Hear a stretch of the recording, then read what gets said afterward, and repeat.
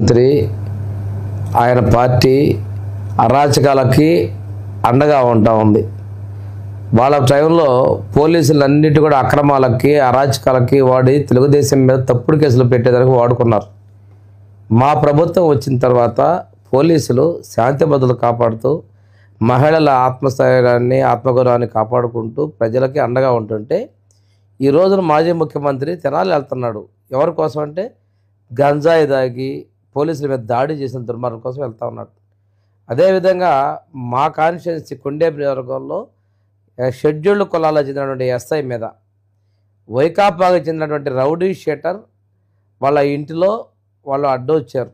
వాళ్ళ అక్క భార్య అడ్డొచ్చిన వాళ్ళని పక్కకి తప్పించి ముందుకెళ్తే దాని మీద పోలీసులు దాడి చేశారు, సభ్య సమాజం మీద దాడి చేశారని చెప్పి మాట్లాడు సిగ్గుచ్చాడు.